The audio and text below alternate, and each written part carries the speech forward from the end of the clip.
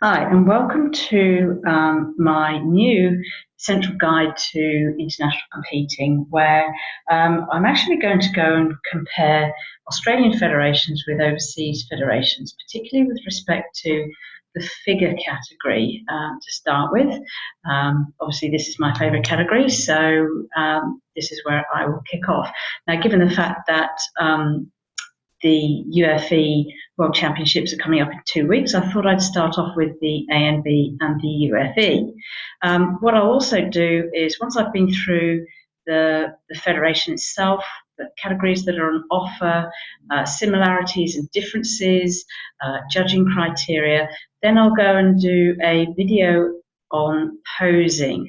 And for the UFE, that's actually going to be very crucial for us Australians going over there because they're quite different.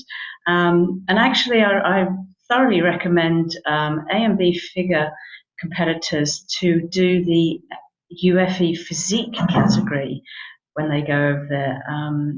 It's a fairly new category. It's not terribly well established, and given the strength of the Australian figure scene, then an Australian over there will probably do very well. So I highly recommend that if you're a figure competitor, that you do both figure and physique when you do the UFE. Anyway, having said that, before we get into the posing, let's go through a quick comparison of how the ANB figure and physique categories match up to UFE figure and physique categories.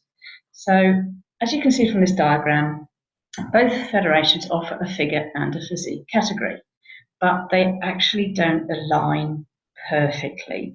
So let's go through the differences quickly.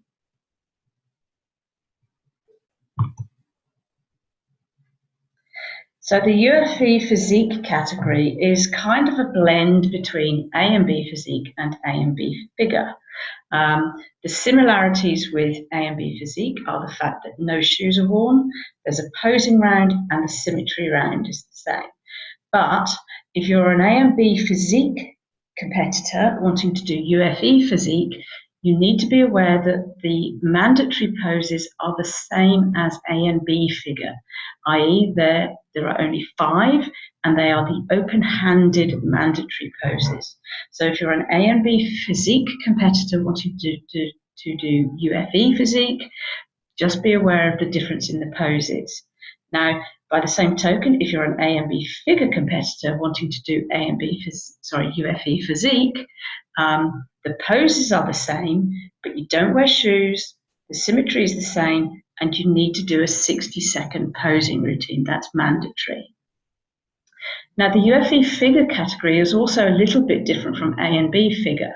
Whilst the symmetry pose is the same, and you do wear the shoes, the difference is that UFE figure does not do mandatory poses, it does a T-walk instead.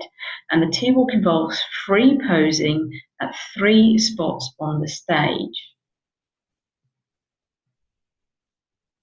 Now, there's another major difference between ANB and UFE across all categories, in that in the ANB you have height, age, and weight categories with the physique. You have call-outs and you have a pose down. In the UFE, there are no age or height categories, there are no call-outs, there's no pose down. You get one lineup, you get one round of your poses, and then you're done.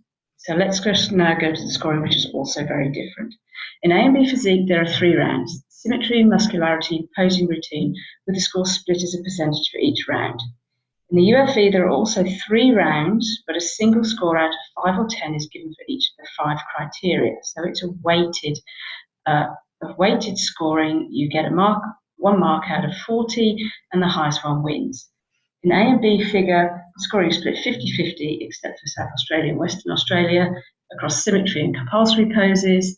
And in South Australia, Western Australia, you have 20% of the mark is for the posing routine.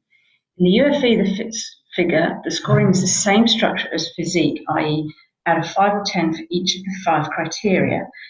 But you might want to take a closer look at the criteria, because there's a massive difference here between ANB figure and UFE figure, in that a huge 37.5% of the overall is on softer criteria, more akin to a beauty pageant. So presentation, poise, posture, confidence, skin tone, skin condition, facial beauty, and marketability.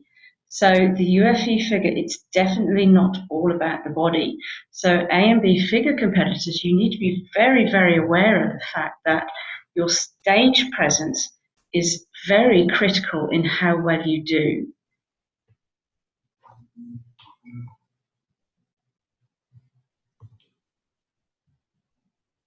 So that's a quick look at the ANB and the UFE. And next we'll go into the posing.